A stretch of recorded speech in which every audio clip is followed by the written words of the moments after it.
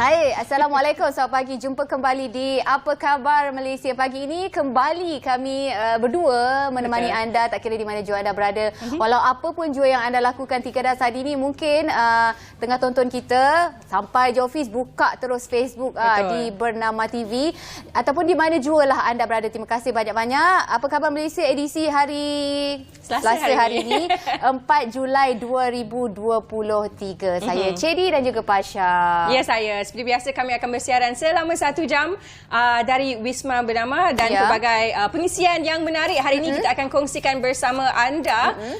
Pertama sekali macam biasalah sedikit petikan daripada portal bernama.com. Apa dia, Cik? Jom kita selusuri satu persatu. Sekarang kita tahu mood dan juga musim haji dah pun berlalu. Alhamdulillah, semoga semua jemaah haji kita pulang dengan haji yang mabrur, insya-Allah.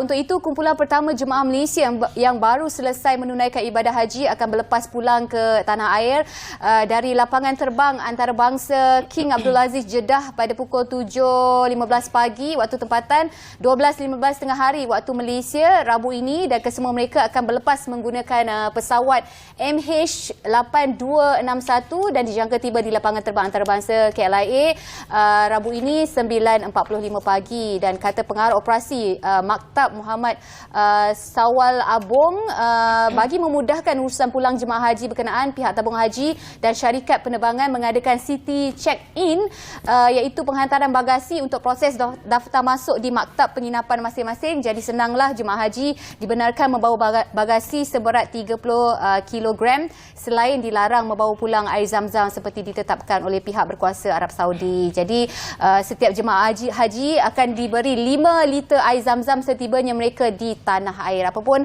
penerbangan terakhir kumpulan jemaah haji Malaysia dijadwalkan berlepas dari Madinah pada 31 Julai depan. Itu dia sedikit sebanyak tentang kepulangan jemaah pertama haji yang bakal sampai di Malaysia Rabu ini. Dan kita ucapkan selamat pulang ke tanah air. Baik, seterusnya berita baik untuk pelajar-pelajar sekolah masuk percuma ke Pusat Sains Negara dan juga Planetarium Negara. Bagi lawatan rasmi sekolah sahaja, Cik, kita tak dapatlah free. Oh, kita kena bayar jugalah kan. Jadi untuk pelajar-pelajar sekolah, sama ada sekolah rendah ataupun sekolah menengah, Kementerian Sains, Teknologi dan juga Inovasi menawarkan tiket percuma ke Pusat Sains Negara dan juga Planetarium Negara di cawangan wilayah utara di Alor-Star Kedah dan juga Planetarium Negara yang berada di Kuala Lumpur bagi lawatan rasmi pendidikan murid sekolah. Jadi Menteri Chang Lee King berkata ia selaras dengan inisiatif dan juga pengumuman Kementerian Pendidikan KPM yang menggalakkan sekolah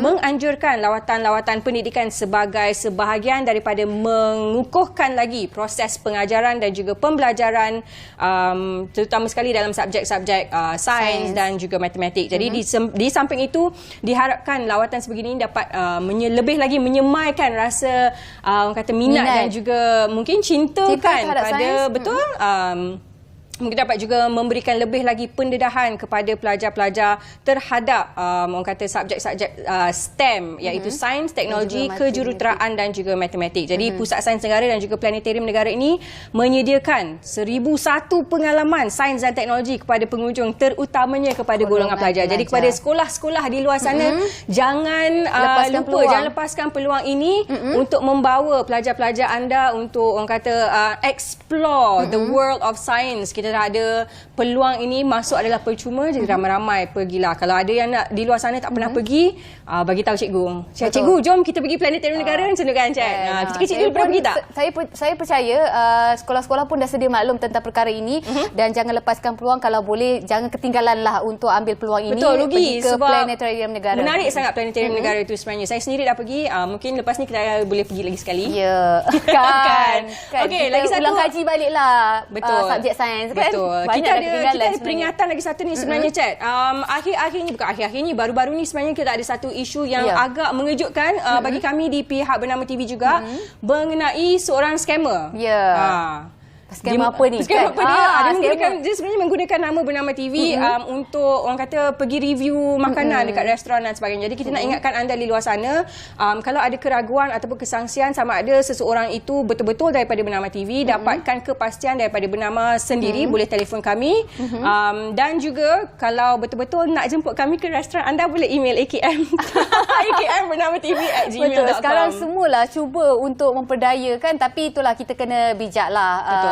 Kalau boleh elakkanlah perkara-perkara ini berlaku kan. Jangan semudah-mudahnya semata-mata untuk kita kaut keuntungan ataupun nak cepat untuk viralkan sesuatu tempat tu, kita gunakan jalan yang mudah. Kalau boleh cek dulu, please berhati-hati dan berwaspada. Baik, banyak lagi berita-berita penting dan tajuk-tajuk utama anda boleh dapatkan di portalbernama.com, dan berita penuh juga kita akan dapatkan menerusi dari Bilik Berita. Tapi sebelum itu mungkin ada perancangan hari ini bagaimana kena tinjau juga cuaca kita kan, kot-kotlah suram ke ataupun hujan berpanjangan sepanjang hari. Kalau boleh tidaklah kan. Untuk anda yang merancang, mungkin ini berguna kepada anda. Jom kita cek dulu daripada Jabatan Meteorologi Malaysia. Silakan. Jom.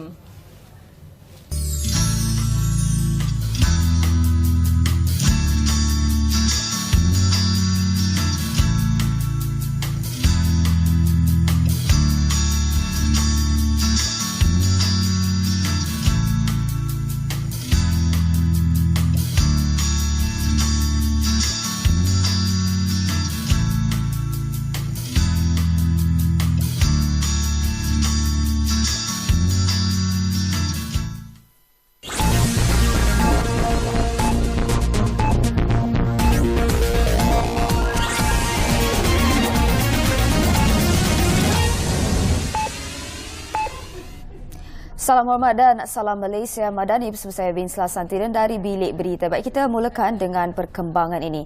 Polis Diraja Malaysia akan mengambil tindakan tegas terhadap parti politik yang menyentuh isu 3R iaitu bangsa, agama dan institusi diraja sepanjang perjalanan PRN di Kedah, Pulau Pinang, Negeri Sembilan, Selangor, Kelantan dan Terengganu.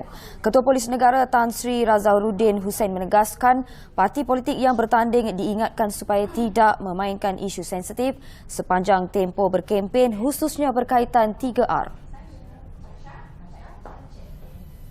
Ini bagi mengelakkan wujudnya kegusaran dan mencetuskan rasa tidak harmoni dalam kalangan rakyat sepanjang proses PRN itu nanti.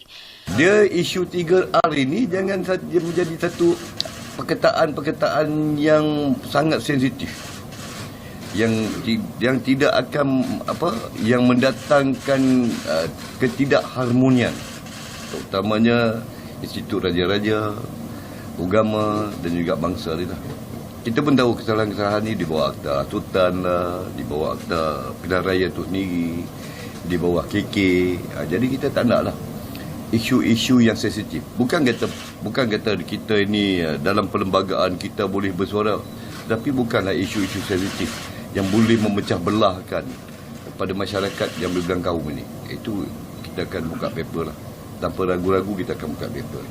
Di bawah Akta Sultan ataupun di bawah KK. Beliau berkata parti politik yang bertanding juga diingatkan agar mematuhi peraturan dan undang-undang sedia ada, khususnya yang berkaitan Akta Kesalahan Pilihan Raya 1954 serta Akta Hasutan. Dalam kempen ini memang kita ada pegawai perakam kita pegawai zon kita. Pegawai perakam dan ada pegawai zon. Yang itu memang kita tetapkan sebagai petugas-petugas dalam pilihan raya ini.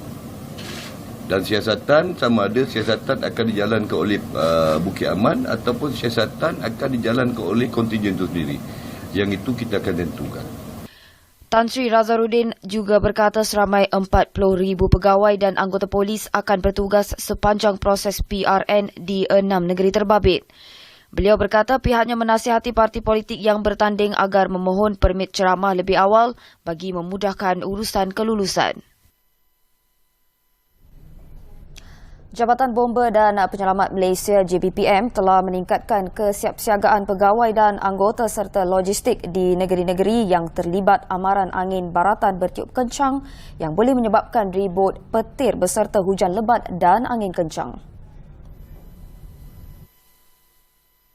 Pengarah Bahagian Operasi Kebombaan dan Penyelamat JPPM Dato' Ahmad Izram Osman berkata, seramai 4,169 pegawai dan anggota telah bersiap sedia di negeri yang terlibat, iaitu Perlis, Kedah, Pulau Pinang, Utara Perak, Terengganu dan Kelantan yang dijangka berlaku angin baratan sejak 1 Julai hingga 5 Julai ini.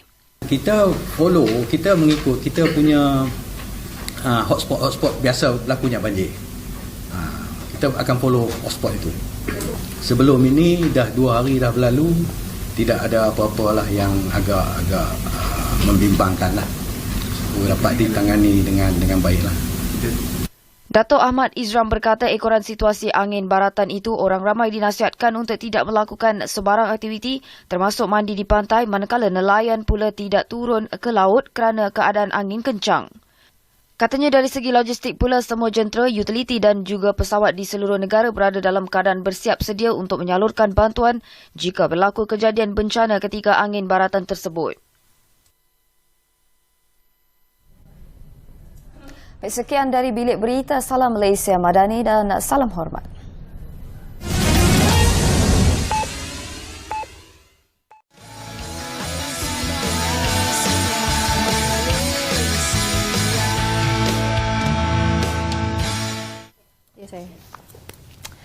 Ya, jumpa kembali kita di Apa Khabar Malaysia. Baik, satu topik yang cukup menarik untuk kita bincangkan pada hari ini bila kita bercakap pasal kanser ataupun bila kita tiba-tiba terdengar ada orang terdekat yang memberitahu mengalami kanser, kita akan timbul secara automatik perasaan risau, bimbang dan juga rasa takut. Tapi sejauh mana perasaan bimbang, risau, takut itu dan akan menyelubungi kita, akan berlarutan kan? Apa yang kita lakukan sebenarnya? Jadi sejauh mana tahap kesedaran kita itu sebenarnya. Jadi hari ini jom sama-sama kita dapatkan sedikit ilmu untuk kita tingkatkan tahap kesedaran kita terhadap bahayanya ancaman kanser itu. Tentunya pagi ini kita akan bersama dengan orang yang tepat untuk bercakap tentang itu, Dr. Nora Shikin Zakaria selaku Timbalan Setiausaha dan juga Ketua Biro Publicity Can Work di studio pagi ini. Terima kasih atas kesudian meluangkan masa, Doktor. Apa khabar? Alhamdulillah sihat. Okey, Pasha mulakan dulu. Silakan. Okey, sekarang kita nak bercakap tentang kesedaran kanser secara menyeluruh. Kalau kita nak ikutkan dari segi statistik, setiap tahun lebih 20,000 pesakit kanser baru dikesan di Malaysia setiap tahun. Jadi dari segi tahap kesedaran rakyat Malaysia itu sendiri dan juga mungkin doktor boleh terangkan sedikit statistik dengan lebih jelas di Malaysia, sejauh manakah juga kesedaran rakyat Malaysia terhadap kanser-kanser yang berbeza yang dihidapi oleh pesakit kanser di Malaysia ni. Ya. Okay, bismillahirrahmanirrahim. Terima kasih Fasha dan juga Cik. Baiklah, hari ini kita akan bercerita tentang kanser. First sekali, saya nak share bahawa sebenarnya penyakit kanser ni ataupun kanser lah, dia adalah penyakit tidak berjangkit, iaitu non-communicable disease lah. Non-communicable disease di mana ia menjadi satu ancaman yang besar kepada kesihatan awam di Malaysia. Mengikut statistik pun sebenarnya seluruh dunia worldwide terdapat 10 juta mereka yang telah menghidap kanser lah. Tak kisah kanser ada banyak kan, jenis kanser payudara, kanser kolorektal, kanser hidung, kanser otak dan sebagainya. So ada lebih kurang 10 juta. Tetapi statistik di Malaysia menunjukkan lebih kurang hampir kita punya prognosis hampir 50,000 rakyat Malaysia yang dijangkit yang mendapat kanser lah di Malaysia. Dan jumlah itu boleh dikatakan kalau daripada 10 orang lelaki, seorang yang akan mendapat kanser. Manakala untuk perempuan daripada 9 seorang akan mendapat kanser.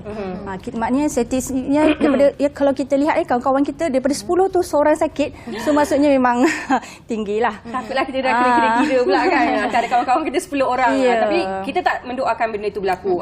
Tapi pada masa yang sama, kalau kita nak lihat pada orang kata jumlah kes, antara kanser yang paling tinggi wanita di Malaysia adalah kanser payudara. Betul. Jadi tetapi juga pada masa yang sama, kanser payudara ni kalau dapat dirawat dengan awal, seseorang itu dapat hidup ataupun dapat melalui kehidupan yang normal. Jadi mungkinlah doktor boleh ceritakan serba sedikit bagaimana seorang pesakit kanser itu, sama ada kanser payudara ataupun kanser yang selainnya, bila boleh telah menerima diagnosis itu boleh meneruskan hidup seperti normal. Okey. Baiklah, first sekali adalah orang kata kanser bukanlah akhir kehidupan. Dan di sinilah sangat pentingnya adanya pengesanan awal. Sebab itu kita galakkan rakyat Malaysia untuk membuat penyaringan, especially untuk wanita 40 tahun ke atas. Even sebenarnya sekarang kanser pun diagnose 20s pun dah ramai yang sakit, and then 30 pun dah ramai yang sakit. Mungkin kalau ada bajet dan sebagainya, boleh membuat saringan sendiri di hospital swasta dan sebagainya. Pada umur lebih kurang 35 tahun dah boleh diagnose, boleh buat penyaringan tersebut. Sebab apa, kanser ni memang boleh, insya-Allah boleh diselamatkan lebih 90% daripadanya apabila dikesan tahap 1 dan juga 2. Means kalau after diagnose tahap 1 dan tahap 2, apabila menjalani rawatan seperti pembedahan, kemudian kemoterapi ataupun radioterapi, dan selepas itu insya-Allah pesakit kanser akan sembuh dan akan menjalani kehidupan sebagai cancer survivor. Dan sebenarnya banyak yang di bawah Kenwood sendiri, ramai yang kita dapat tahu apabila early diagnose, early detect, so dapat rawatan awal kanser tahap 1 dan kanser tahap 2, dan mereka akhirnya ada yang sampai umur 60, 70 pun even boleh survive. Tapi sekiranya didiagnose agak late, katakan stage 3 ataupun 4, dia punya orang kata chances untuk survive tu agak rendah. Okey, kita nak menyentuh tentang Kenwood itu sendiri. Kita tahu Kenwood ni badan bukan kerajaan yang memang banyak membantu dan menyokong mereka yang terkesan dengan kanser, termasuk pesakit survivor dan juga mahupun kanser itu sendirilah. Jadi mungkin sedikit doktor boleh terangkan peranan Kenwood itu sendiri kepada masyarakat. Okey, so Kenwood sendiri adalah daripada Short Cancer Network, di mana permulaannya dia fokus di Selangor lah, Cancer Network di Selangor, dan juga ia telah ditubuhkan pada tahun 2005. Maknanya dah hampir 18 tahun lah beroperasi, dan alhamdulillah sehingga kini kita ada lebih kurang 300 orang pesakit kanser dan juga survivor kanser, pemandiri kanser, dan juga carer iaitu family lah yang jaga. Katakan family, husband, adik isteri dia yang kena kanser, ataupun penjaga, ataupun anak yang ibu bapanya ada kanser, so mereka join as a volunteer. Walaupun mereka sihat, mereka tak ada sakit, tapi mereka join NGO ni adalah untuk menjadi sukarelawan, untuk apa ni, untuk bersama-sama dengan kanser lah. So di antara aktiviti Kenwood adalah kami memberi sokongan kepada pesakit kanser dari segi pendidikan, kemudian ada aktiviti bersama ceramah-ceramah di masjid, ataupun ada juga senaman cikung, senaman yang untuk aktiviti fizikal mereka lah. Senaman tu macam slow motion, tapi sebenarnya bagus untuk untuk meriliskan tekanan. Untuk tekanan, dan juga membantu mereka untuk at least ada aktiviti fizikal ataupun exercise yang mereka boleh lakukan. Yang mereka mereka buat aktiviti tu kita buat di Tasik Bangi dan juga Kirara. So mereka berjumpa dengan kawan-kawan yang bersama-sama mereka yang mempunyai pengidap kanser. So at the same time mereka beraktiviti, beriadah, dan mereka boleh orang kata release kan, boleh chit-chat sesama mereka sendiri. Itulah di antaranya senaman. Kita juga ada buat helpline pun kita ada, helpline Kenwood, dan kita ada juga buat sokongan di hospital-hospital, contohnya di IKN, Institut Kanser Negara di Putrajaya, dan juga di UPM kita sebelum ni kita ada unit care lah, care untuk kanser sendiri. Okay, doktor, kita nak tanya macam tadi doktor sebutkan mengenai antara aktiviti ataupun antara usaha yang dijalankan oleh Kenwood adalah dengan mengadakan satu support group tu sendiri untuk pesakit. Jadi kita nak tanya doktor, apakah pentingnya ada sesebuah support group itu untuk pesakit kanser? Tapi kadang-kadang orang lupa, bukan saja pesakit kanser yang perlukan support group, malah caregivers juga perlukan support group. So maybe doktor boleh terangkan lebih jelas the importance, kenapa pentingnya kita kena ada support group ni di sekeliling kita. Ya, betul tu Fasha. Sebenarnya support group sangat penting kepada pesakit dan juga ahli keluarga dan juga rakan-rakan. Sebab apa, first time kebanyakan orang apabila diagnose kanser, mereka blur. Mereka tak tahu nak cara pemakanan macam mana, so lifestyle nak ubah macam mana kan. Dari segi ada juga yang akan rasa inferior ataupun tak nak beritahu pun dekat orang, tak nak beritahu pun dekat kawan-kawan ke rakan sekerja, tak nak beritahu mereka kanser. Sebab apa, mereka tak nak dilihat mereka ni sebagai tak kompeten, ataupun mereka kebanyakannya rasa macam tidak mahu share lah dekat orang kan. Jadinya support group ini penting untuk biasanya mereka yang menghidap kanser akan lebih terbuka untuk berbicara dengan di kalangan mereka yang ada juga kanser, dan juga kebanyakannya mereka lebih trust kepada contoh macam doktor pakar, disebabkan kita punya Cancer Network ni ataupun AJK sukarelawan yang terlibat dalam CanWork ni ramai di kalangan doktor pakar juga, di kalangan hospital kerajaan ataupun hospital swasta. Mereka memberikan kata informasi yang tepat dan betul. Itu yang penting sebab mereka boleh Google mereka boleh Google di internet kan. Tapi itu sebenarnya benda yang sangat bahaya. Betul. Jadi kita hendaklah kita lebih nak bagi mereka sebenarnya cari maklumat yang tepat dan betul dan sahih. Itu yang sebenarnya. Supaya mereka tidak mudah untuk mendengar mitos-mitos. Ada banyak kan mitos kat luar, doktor Google dan sebagainya. Betul. Macam sekali kita ada banyak grup-grup dekat social media terutamanya yang mungkin akan memberikan nasihat yang kononnya dapat mengubati kanser itu, tapi sebenarnya benda itu tak betul, doktor kan. Kita kena rujuk pada yang pakar sebenarnya. Baik, masih lagi menyentuh tentang kanser itu sendiri. Kalau kita cakap pasal kanser payudara ni doktor, mungkin saya nak minta pandangan doktor. Kalau kanser payudara ni memang antara kanser yang dekat dengan wanita. Bagaimana kita ni sebenarnya nak menggalakkan ataupun nak encourage wanita ni untuk dapatkan rawatan awal ataupun pemeriksaan awal sebelum ianya terjadi. Maknanya kita cegah sebelum ianya terjadi. Macam mana? Kadang-kadang kita wanita ni sendiri ketegal ataupun kita susah untuk terima lah. Kadang-kadang kita ada perasaan malu. So macam mana kita nak overcome antara orang kata one of the challenges lah bila kita nak buat cancer awareness ni. Jadi bagi pihak CanWork sendiri, macam mana nak overcome these challenges untuk kita bagi kesedaran yang pengesanan awal tu adalah sangat-sangat penting. Sangat penting. Okey. Kenapa kebanyakan wanita rasa macam malu, segan nak buat pengesanan payudara awal kan? Sebenarnya diri kita yang kena jaga sendiri. Katakan sebenarnya sebulan sekali kita patut buat pemeriksaan sendiri di sekeliling payudara kita. Ditakuti kalau ada benjolan yang ketulan. So kalau tak sure, just pergi je klinik kesihatan ataupun mana-mana. Kalau ada doktor lelaki, kita just request, saya nak nurse perempuan ataupun doktor perempuan je. Kita cakap macam tu, boleh. Mereka faham. Dan mereka memang akan buat pemeriksaan yang tepatlah untuk kita. Dan jangan malu, jangan segan sebab nanti pentingnya pengenasan awal, insya-Allah dia akan menyelamatkan nyawa. Dan sekiranya late stage, sebab ada juga experience saya kan, rakan sekerja dah tahu awal tapi delay ataupun denial ataupun denial, dia tak mengaku dan sebagainya, tapi akhirnya tak dapat diselamatkan lah. Orang kata kadang kita ni ada perasaan takut untuk menerima apa yang akan terjadi, walaupun hakikatnya kita tahu badan kita sendiri yang merasai mungkin ada sedikit kelainan, kita dah tahu dah. Kita boleh, kalau mungkin kita ragu-ragu, kita boleh dapatkan rawatan ataupun pergi pada yang pakar untuk betul-betul cek kesahihannya.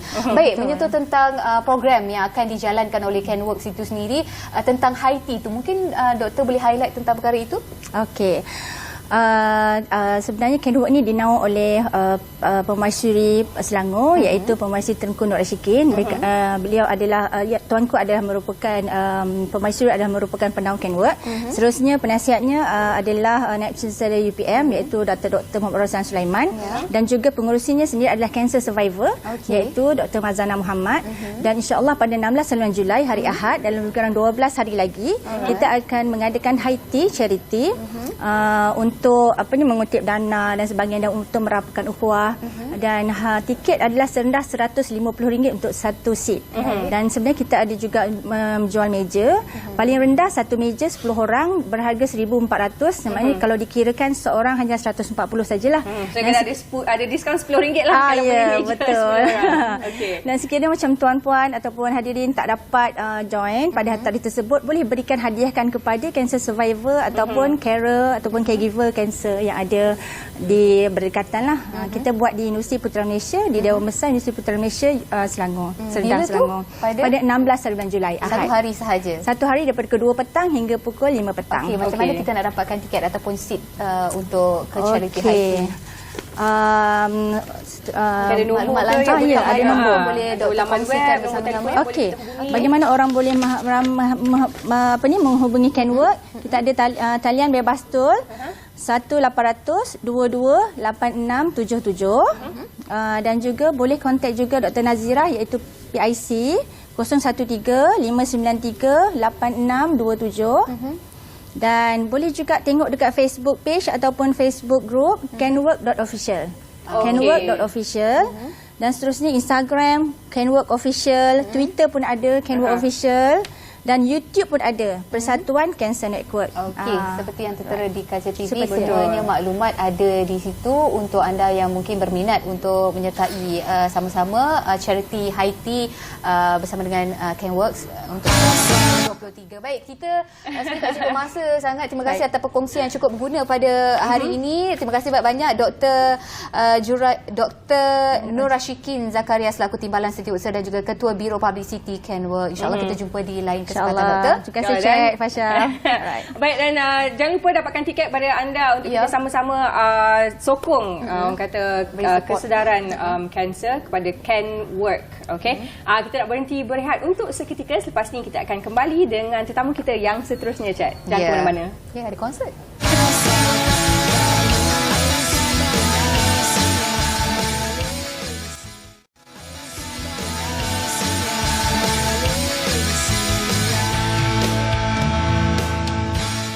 Baik, masih lagi bersama kami dalam Apa Khabar Malaysia. Terima kasih kerana masih lagi setia bersama saya dan juga Chat. Di sebelah kami ni ada dua orang jejaka yang sangat tampan dan berpakaian bangsawan gitu, Chat. Mungkin ada something yang untuk kita kongsikan bersama-sama dengan anda. Kalau anda mungkin minat seni persembahan ataupun tarian khususnya, anda kena fokus dan mungkin anda boleh menyertai ataupun tengoklah tarian tradisional. Betul. Macam-macam jenis tarian yang mungkin anda boleh sertai, yang mungkin sebelum ini kita tak pernah, kita dah lama ketinggalkan mungkin tarian-tarian yang tradisional lama. Kita kan? asyik nak buat tarian TikTok je, Chat. Kan?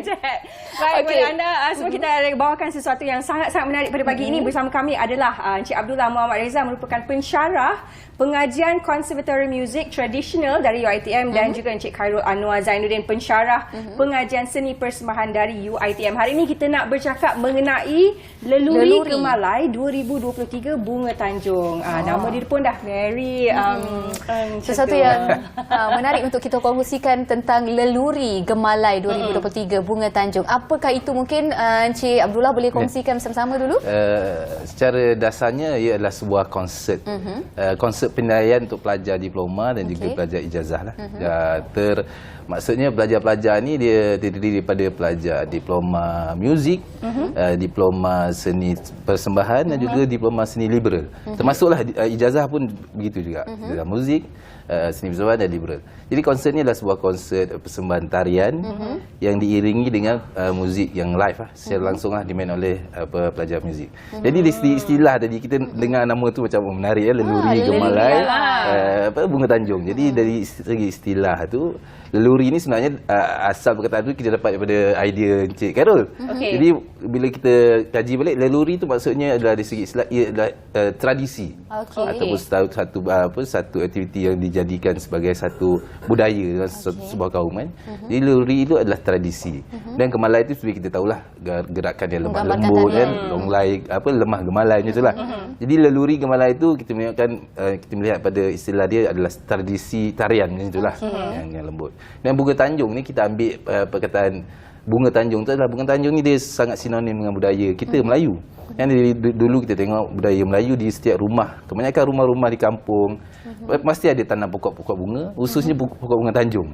Sebab apa? Sebab bunga Tanjung dia wangi kan, dan dia buat hiasan yang cantik dan dia juga dijadikan sebagai ubat-ubatan secara tradisional. Jadi bila gabungan Leluri Gemalai Bunga Tanjung ni, kita nak mempersembahkan sebuah tarian tradisional dengan muzik tradisional yang memang dekat dan sinonim dengan budaya Melayu tu, tetapi dia sepertinya sudah semakin dimakan semakin pupus lah kan. Jadi kita khawatir, jadi kita kembalikan balik supaya boleh diketengahkan lagi. Dan siapa lagi kalau bukan kita sendiri yang mengetengahkan tarian-tarian tradisional Melayu itu sendiri. Okey, Encik Khairul, kita nak tanya, macam ramai yang kita tahu, kita memang ada bermacam-macam jenis tarian tradisional Melayu. Jadi untuk Leluri Gemalai Bunga Tanjung ni sendiri, apakah antara konsep tarian yang akan diketengahkan dan juga dipersembahkan nanti? Okey, konsep tarian dalam Leluri Gemalai Bunga Tanjung, kita melibatkan Melayu tradisional, yang mana melibatkan dua jenis tarian, dua kategori lah, maksudnya tarian klasik dan juga tarian pergaulan Melayu. Yang mana dalam tarian klasik kita melibatkan tarian Terinai daripada Perlis, tarian Asyik Kelantan, tarian Gamelan Pahang dan dan juga pergaulan Melayu, melibatkan tarian zapin, inang, joget dan asli lah. Ya, betul. Okey. Saya sebenarnya tertarik tahu dengan orang kata tarian kita ada berbeza-beza jenis kan tarian, dan kalau tak silap saya lah pada pemahaman saya, setiap tarian tu ada orang kata fungsi dia yang tersendiri. Ada yang dipersembahkan sewaktu perkahwinan dan sebagainya. Mungkin Encik Khairul ataupun Encik Dola nak orang kata introduce kepada penonton dan juga pada saya sendiri perbezaan antara tarian-tarian ni supaya kita lebih kenal lagi lebih dalam tarian tradisional Melayu. Ya. Okey, kalau melihat pada tarian pergaulan Melayu lah, kalau pergaulan Melayu benda yang kata tarian yang memang antara lelaki dan perempuan. So tarian itu melibatkan tarian masyarakat dalam komuniti Melayu. So seperti joget inang zapin itulah. Tapi kalau melihat kepada tarian klasik ataupun lebih kepada tarian kita mengajar pelajar, tarian klasik lebih sinonim dengan tarian istana. So jadinya tarian-tarian dari seperti tarian Perlis, tarian itu adalah tarian daripada istana yang mana juga satu tarian yang diperkenalkan waktu di istana yang mana untuk perkahwinan. So tarian Terinai, tarian Gamelan pun tarian istana. So tarian asyik pun daripada istana. So sinonim bagi nama tarian klasik lah di situ. Okey, baik Cik Dola. Mungkin tarian-tarian ini akan dipersembahkan sepenuhnya oleh pelajar-pelajar UiTM. Dekat mana persembahan akan dijalankan dan berapa lama pementasan akan diadakan? Okey, baiklah. Konsert ni memang dijayakan sepenuhnya oleh pelajar lah. Yang tarian pelajar tari daripada pusat pengajian seni persembahan, dan muzik dimainkan oleh pemuzik pelajar muzik. Konservatori Muzik UiTM. Jadi kita akan buat persembahan ni pada 14 dan 15 Julai malam lah, 8.30 malam di Dewan Konsert Seri Budiman UiTM Shah Alam. Jadi memang dijayakan sepenuhnya oleh pelajar. Dan yang kita sangat berterima kasih adalah daripada pengajian seni liberal. Jadi dia orang juga pelajar yang membuatkan pengurusan semua, promosi semua dari segi pengurusan adalah pelajar-pelajar seni liberal. Jadi gabungan ni kita panggil sinergi lah. Di sinergi ni dia memang dia punya objektif adalah membuatkan satu persembahan ataupun program tu lebih bertaraf tinggi. Sebab dia gabung kan, dia kepakaran muzik pada budak konservatori muzik, tari pada persembahan tari, kemudian pengurusan tu pada seni liberal. Bila gabung jadi satu produk yang sangat baik lah bagi saya, sangat bertaraf Agaknya tinggi berapa lama pementasan ataupun konsert Leluri Gemalai ini akan berlangsung? Dan mungkin boleh kongsi sikit antara segmen-segmen sepanjang berlangsungnya konsert ini. Dia kita ikutkan dia dalam 1 jam suku ke 1 jam setengah. Itu standard lah, biasa punya persembahan kan. Jadi apa yang kita akan tampilkan dalam persembahan tu biasanya dari segi muzik, kemudian ada tari yang diiringi muzik. Dia ada persembahan yang muzik saja dengan nyanyian, kemudian ada tarian dengan muzik. Jadi kita akan susun dengan cantik supaya penonton akan rasa terhibur lah. Dan dalam masa yang sama kita memberikan info bahawa ini adalah tarian yang ada, tarian tradisional yang ada dalam budaya-budaya Melayu di Malaysia ni lah. Maknanya konsert ni akan dibukalah kepada orang ramai untuk ramai-ramai menghadiri konsert ni. Okey, kita nak tanya juga mungkin untuk Encik Khairul. Orang kata dari segi persiapan, latihan dan sebagainya, dan juga macam tadi Encik Dola dah sebutkan penglibatan adalah sepenuhnya daripada murid-murid sendiri. Ini termasuk koreografi juga, dan juga macam penulisan lagu tu ada menghasilkan lagu yang original ke macam mana? Okey, kalau daripada segi persembahan seni persembahan, so pelajar-pelajar ini sendiri yang akan menarikan dan juga koreograf benda tu. So sebenarnya kalau ikutkan, kalau dalam tarian Melayu, sebab kita tak panggil koreografi, so kita panggil pengolah tari. So pengolah tari tu dia mengolah balik semula tradisi yang ada dan dibentukkan dalam benda yang barulah. So jadinya pelajar-pelajar ini mengambil masa lebih kurang kita belajar daripada 14 minggu. Proses pembelajaran pelajar PMP lah. So jadinya proses itu yang belajar waktunya dalam durasi dalam satu hari itu dalam 3 jam. So jadinya pelajar ni bukannya dia terus dapat tahu sebenarnya. So proses pembelajaran pada pelajar itu sendiri dalam masa 14 minggu tu pelajar dapat menghasilkan tarian-tarian yang telah disenaraikan itulah sebenarnya. Baik Cik Dola, mungkin boleh cerita sikitlah. Saya tertarik dengan perkataan sinergi itu sendiri. Gabungan tarian tertentu sepanjang pementasan itu nanti akan berlangsung konsert itu. Mungkin ada tak tonjolkan, ialah kita tahu pementasan itu sepenuhnya tarian tradisional. Ada tak mungkin ada medley ataupun mixing dengan tarian-tarian moden sekarang? Okey, untuk Leluri Gemalai 2023 Bunga Tanjung ni memang kita ketengahkan tradisi itu sebagai satu elemen utama. Okey. Tapi di hujung pementasan tu kita panggil session yang terakhir tu kita ada letakkan beberapa tarian dan lagu yang digarap menggunakan elemen-elemen moden sedikit. Tapi memang semuanya basicnya adalah tarian tradisional dan muzik tradisional. Jadi kita ada juga muzik-muzik yang kelihatan sedikit moden, masukkan unsur moden saja, tapi ia tetap adalah muzik-muzik tradisional.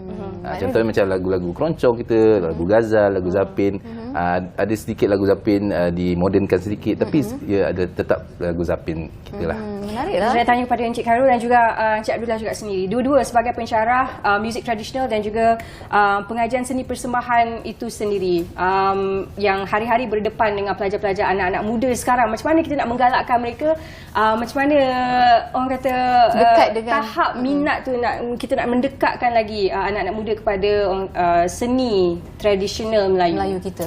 Ya. Okey, kalau bagi saya dalam seni persembahan, pelajar-pelajar asalnya memang dia kurang minat kan sebenarnya untuk tarian tradisi. Tapi kita menerapkan nilai-nilai tradisi ni dalam subjek apa yang ni lah. So kita perkenalkan tarian-tarian ni dah dulu, tarian dahulu kan. So dah lama dah tak ada. So jadinya you all tahu TikTok je kan. Sekarang zaman TikTok kan. So jadinya kita terapkan tarian-tarian tradisi ni bagi melihat pada nilai-nilai etika dia lah. So apa dia ciri-ciri dalam tarian tradisional. So jadinya daripada situ pelajar kita melatih untuk dalam tarian dia dapat rasa oh ini lebih bagus ataupun ini lebih menarik, nilai-nilai dalam tu. Kita sebenarnya mengajar dalam bentuk nilai, bukan untuk dalam tarian sebenarnya. Dalam tarian tu ada nilai-nilai etika dalam itulah persembahan sebenarnya. Okey, menarik sebenarnya untuk kita tonton Leluri Gemalai 2023 Bunga Tanjung, tarian tradisional digabungkan dengan tarian moden itu sendiri. Saya mixing cakap tadi. Tak sekarang tu ada. Okey, sedikitlah mungkin ajakan daripada Encik Abdullah untuk mengajak orang ramai pergi menonton konsert Leluri Gemalai 2023 Bunga Tanjung ni. Harapan saya kepada semua yang menonton dan semua yang dapat kita punya sebaran untuk tentang konsert ni, hadirlah. Sebab tujuan utama saya dan matlamat kami mengadakan konsert ni adalah tujuannya untuk kembalikan semula dalam jiwa anak-anak generasi hari ni. Dalam jiwa kita memang ada, darah tu memang ada kan, tradisional ada. Cuma bila dia biarkan begitu lama, tidak tidak dihidupkan kembali, kita takut dia terus lupus. Jadi matlamat kita begitulah. Kita nak menerapkan kembali, mengeluarkan kembali dalam darah tu tentang budaya dan tradisi budaya Melayu kita itu, dan kepada semua ziarah dapat menonton sebagai satu tanda sokongan kepada matlamat yang kami usahakan. Tiket RM15 sahaja, orang ramai dijemput ramai-ramai untuk menyaksikan Leluri Gemalai Bunga Tanjung. Baiklah, terima kasih banyak Dola Gambus dan juga Encik Khairul bersama kami hari ini untuk kita bercakap tentang Leluri Gemalai 2023 Bunga Tanjung. Baik, ada satu lagi konsert menyusul selepas ini untuk kami kongsikan bersama-sama dengan anda. Tapi kita berhenti rehat seketika, kembali di Apa Khabar Malaysia. Jangan ke mana-mana.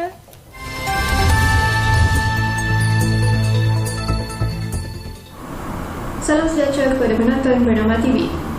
Di Melaka, Kerajaan Negeri Melaka bercadang menjadikan sebahagian laluan di Sungai Melaka Fasa 2 sebagai kawasan menjalankan aktiviti riadah dan sukan air seperti perahu naga dan kanu.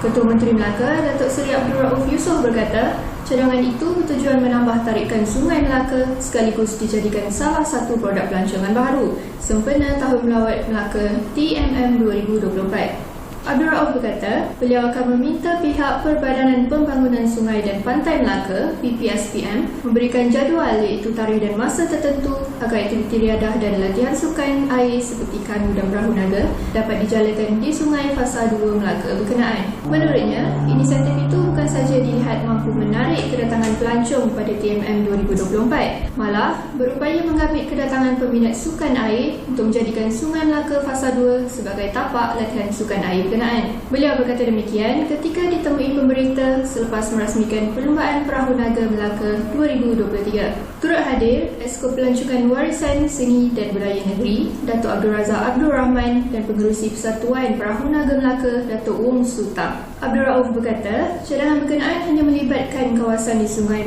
Fasa 2 kerana laluan di Sungai Melaka Fasa 1 agak sibuk dengan operasi bot Melaka River Cruise. Sementara itu, beliau berkata perlumbaan Perahu Naga Melaka akan dijadikan salah satu acara pelancongan utama pada TMM 2024 dengan penyertaan lebih banyak kumpulan dari dalam dan luar negara. Beliau berkata, beberapa penambahbaikan boleh dilakukan pada penganjuran perlumbaan Perahu Naga Melaka tahun hadapan sekiranya ia dianjurkan sebagai acara peringkat antarabangsa. Acara yang berlangsung selama sehari itu melibatkan jarak 150 meter dan disertai 30 pasukan, antaranya dari Melaka, Terengganu, Johor, Putrajaya serta Sarawak dengan 2 kategori dipertandingkan, iaitu kategori terbuka dan tertutup. Sekian sahaja laporan saya dari Melaka. Terima kasih.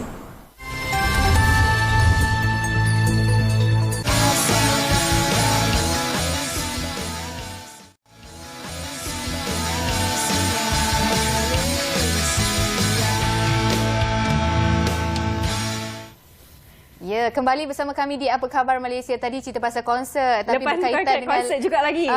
Berkaitan dengan tarian Leluri Gemalai 2023 Bunga Tanjung. Kali ini nak bercerita tentang konsert yang mungkin agak ekstrim sikit untuk kita dari segi sebutannya lah. Macamnya konsert eclecticism. Yes. Jadi konsert yang akan diadakan bersempena perasmian Dewan Seri Budiman sebagai satu konsert, satu dewan konsert. Kalau sebelum ni ada di antara anda di luar sana yang merupakan alumni UiTM, anda akan tahu Dewan Seri Budiman ini sebagai dewan konvo, dewan peperiksaan, dan dewan yang ada banyak memori lah untuk alumni UiTM. Dan pada hari ini bersama kami untuk bercakap serba sedikit mengenai konsert eclecticism ini adalah Dr. Juriani Jamaluddin, pengarah projek konsert, dan juga Profesor Madya Dr. Ahmad Ritaudin Muhammad Noor, pensyarah kanan Conservatory Music College Pengajian Seni Kreatif UiTM. Assalamualaikum dan selamat datang. Terima kasih kerana bersama kami pada pagi ini. Nampak saya budak alumni UiTM bercakap. Saya sendiri alumni UiTM di hatiku sentiasa. Okey, mulakan. Okey, kita nak berceritalah sedikit. Yang paling penting sekali kita nak tahu mengenai konsert itu sendiri dan juga mungkin kenapa antara salah satu sebab Dewan Seri Budiman tu dijadikan sebagai dewan konsert. Okey, terima kasih Fasha Encik. Okey, pertama sekali kami mengucapkan berbanyak terima kasih kerana menjemput kami pada pagi ini dalam Apa Khabar Malaysia. Okey, berkenaan dengan konsert perasmian ini akan diadakan pada 7 dan 8 hari bulan, di mana pada 7 hari bulan nanti konsert ini akan dipersembahkan di dengan jemputan khas saja pada 7 hari bulan yang dirasmikan oleh Menteri Pengajian Tinggi iaitu yang berbahagia Datuk Khalid Nordin. Okey, pada 8 hari bulan tu kami open untuk seorang awam lah untuk menyaksikan konsert tersebutlah. Okey, kenapa Dewan Seri Budiman ya? Sebenarnya Dewan Seri Budiman tu membawa satu makna yang besar pada UiTM sebenarnya. Dan dewan tu juga kami jadikan tempat kami pengajaran dan pembelajaran muzik, muzik conservatory music untuk kelas akan diadakan di sanalah. Okey, baik Dr. Ritaudin. Mungkin boleh ceritakan apa itu konsert eclecticism? Perkataan eclectic itu bermakna gabungan. Gabungan kepelbagaian idea, kreativiti dan cita rasa lah. So jadi kami sebagai pihak penganjur konsert perasmian, kita ingin mengetengahkan pelbagai bakat dan gaya pemuzik daripada UiTM. Jadi termasuk juga alumni-alumni. So bila kita cakap berkenaan alumni, kita punya alumni ramai di RTM, di Aswara, Istana Budaya kan. Dan di sini juga alhamdulillah. So kami bawakan semua bak kata orang Melayu, bak sirih pulang ke gagang. Ya, sebab kalau kita macam tadi ada sebut tadi, Fasha ada sebut berkenaan dengan ikoniknya Dewan Seri Budiman. 1973 dirasmikan oleh Tun Ashar Ayub. Ya. Ketika itu Dewan Institut Teknologi Marah. Selepas tu baru ditukar kepada Dewan Seri Budiman. Dan sekarang kita naikkan taraf dia sebagai Dewan Konsert Seri Budiman. Ya. Kenapa kita buat begitu? Untuk memberi peluang kepada anak-anak kita menghadapi ataupun mengalami pembelajaran di situasi yang sebenarnya. Kalau kita lihat di konsert hall seperti di DFP kan, Dewan Filharmonik Petronas dan sebagainya, kita ada ciri-ciri akustik dia yang bersesuaian dengan kehendak sesuatu persembahan. Especially bila kita kata persembahan orkestra, choir dan sebagainya lah. Jadi alhamdulillah anak-anak di UiTM dapat memenuhi, merasai pengalaman sebenarnya. Itu yang kita nak buat. Berada di dunia luar sebenarnya. Dan kita mohon juga alumni pulang semula untuk menikmati persembahan daripada anak-anak kita ni. Okey. Untuk Dr. Ju, kita nak tanya, antara yang terlibat terutamanya ialah macam dah sebutkan tadi, alumni UiTM. Mungkin kita nak bagi tahu orang di luar sana, siapa lagi yang terlibat dalam penganjuran konsert perasmian eclecticism di Dewan 1005 ni? Okey. Penganjuran dan juga persembahan akan di pensyarah kami daripada Conservatoire Music, pelajar-pelajar muzik juga dan juga alumni muzik dari DBKL dan juga RTM. Sebenarnya alumni muzik yang kini berkhidmat dekat sana. So ini adalah kerjasama kami dalam memanggil balik alumni untuk bermain, maksudnya merasai dewan yang dulunya convocation, sekarang ni dia orang merasai memain dengan pelajar-pelajar kami untuk persembahan yang lebih baiklah. Kita nak tanya juga sebenarnya, Cik, sebab ialah saya sendiri pernah merasai orang kata suasana dalam Dewan 1005 tu. Bagi alumni UiTM ataupun pelajar-pelajar sendiri yang dulu, dah lama dululah masuk Dewan 1005 tu, kalau masuk ke Dewan 1005 tu sekarang, apakah orang kata perubahan ataupun perbezaan yang boleh lihat dan alami dalam Dewan konsert tu sekarang? Itu I think I can say about that lah. Kita Dewan 1005 ini adalah Dewan bangunan heritage, bangunan warisan yang diwartakan sebagai bangunan warisan. Jadi kita tidak mengubah luaran Dewan tersebut, tapi kita mengubah fungsi dia. Dari fungsi Dewan serbaguna menjadi satu fungsi Dewan purposely built orchestra hall. Jadi kalau kita masuk, jejak kaki tu memang kita tak ingat lagi lah apa yang berlaku yang dulu-dulu tu. Berubah. Tetapi dengan saya rasa kalau kita masuk, yang alumni masuk dulu ambil convocation, jadi mengemang bulu goma lah. Kata this is the place that we were there before, kan? Jadi saya jemput semua datang. Alumni yang lama lah. Alumni baru tu belum tak rasa dia dah ke Dewan yang baru kan. Alumni lama tu memang dia akan rasa satu kelainan sangatlah dan rasanya macam keterujaan untuk nak rasa sendiri kan. Betul lah. Saya merasa teruja sebenarnya kan, walaupun saya tidak pernah menjejakkan kaki ke Dewan tersebut, tapi mendengar cerita daripada Dr. Rita Udia juga Dr. Ju ini, keterujaan tu lebih untuk pergi untuk menyaksikan konsert Eclecticism. Saya dari tadi memang cuba untuk emphasize betul perkataan tu. Okey, kita nak berbalik pada pementasan itu sendiri. Mungkin antara aktiviti ataupun acara yang telah pun disusun atur sepanjang persembahan konsert ini, mungkin Dr. Ju boleh ceritakan? Okey, konsert ini akan dipersembahkan nanti adalah gabungan orkestra, orkestra UiTM, choir UiTM telah well known sebagai choir yang one of the choir yang terbaik lah kan. Dan juga muzik tradisional, kita ada big band, kita ada jazz music, semua dia adalah gabungan dengan orkestra. So kita nak tunjukkan pelajar-pelajar kita dan juga alumni bermain dalam orkestra dalam hall yang itulah stage-nya. So dia punya sound dia akustik tu akan nampak perbezaan dekat situ sebenarnya. Dari segi kata ialah kalau nak mengubah Dewan 1005 daripada yang lama untuk dijadikan dewan konsert yang serba orang kata moden dengan facilities yang terbaru, teknologi yang terbaru, mungkinnya berapa lama masa diambil proses ubah suai Dewan 1005 itu sendiri? Kita mula sebelum PKP dan sepatutnya mengambil masa dalam setahun lebih, tapi jadi 2 tahun lebih because of PKP lah.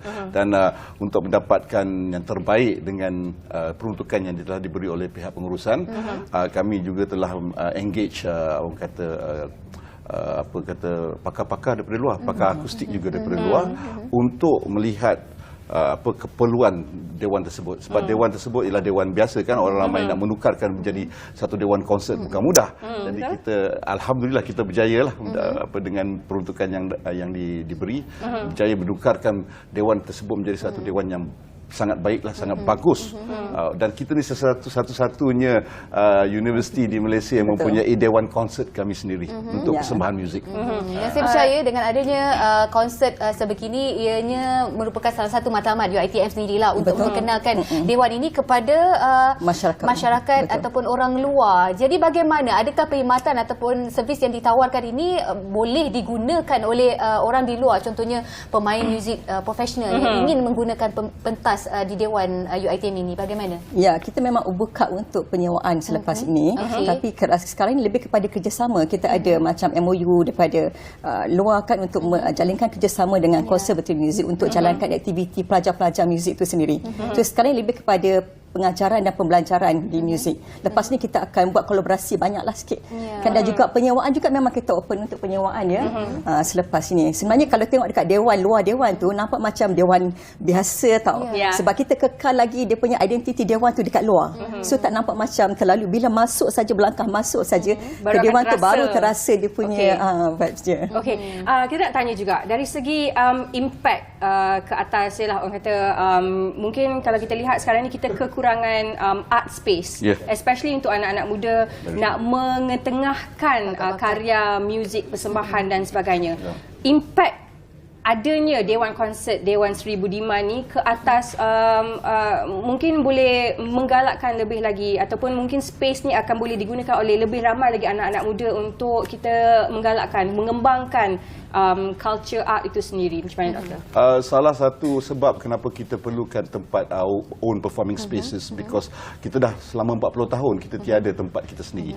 Jadi kami terpaksa membawa pelajar-pelajar di luar kan, di dewan-dewan di luar ataupun di performing spaces di luar lah, dan itu ada financial implication Jadi apabila kita dapat dewan kita sendiri, jadi kita, itu satunya impact pada financial lah. Kedua, pengalaman membuat persembahan di dalam purpose built space.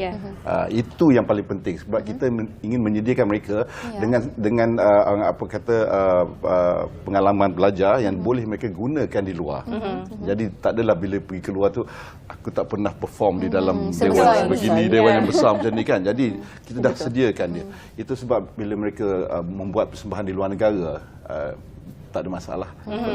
Jadi sebenarnya juga mempersiakan lebih lagi pelajar-pelajar untuk mempunyai kemahiran dan juga orang kata pengalaman tu bila keluar dah habis pengajian, dah keluar dah ada dah pengalaman tu, orang kata perform dengan apa juga professional level. Bukan saja dalam bidang persembahan tapi bidang pengurusan juga, sebab kita ada juga pelajar-pelajar dalam bidang pengurusan konsert, event dan sebagainya kan. Jadi mereka belajar untuk buat ticketing, marketing of the concert seperti sekarang ni. Most of our students are involved, and then juga pengurusan perjalanan konsert tersebut, dan juga rakaman dan teknologi, audio teknologi. Itu kita ada. Okey, jangan lupa untuk sama-sama kita merasai datang ramai-ramai ke konsert Eclecticism ini di Dewan Sri Budiman UiTM Shah Alam. Baiklah, terima kasih banyak kepada kedua-dua tetamu kita atas perkongsian cukup bagus untuk kita bagi pendedahan khususnya kepada mereka yang minat tentang muzik itu sendiri. Dr. Juriani Jamaluddin selaku pengarah projek konsert, dan juga Profesor Madya Dr. Ahmad Ritauddin Mat Noor selaku pensyarah kanan Conservatory Music College Pengajian Seni Kreatif UiTM. Terima kasih banyak-banyak. InsyaAllah kita jumpa di lain kesempatan dan mungkin di konsert nanti. InsyaAllah. Boleh panggil saya jadi MC. Tiba. Okey, kita dah sampai ke akhir rancangan kita Apa Khabar Malaysia pada pagi ini. Sekejap je kan hari ini, Chat. Terima kasih kerana terus setia bersama kami. Kita akan jumpa di lain masa. Besok pasal lagi kan. So saya cuti kejap apapun. Jaga diri tahu. Jaga makan, jaga pakai, jaga kesihatan anda. Sampai kita jumpa lagi. Assalamualaikum. Bye-bye. Bye.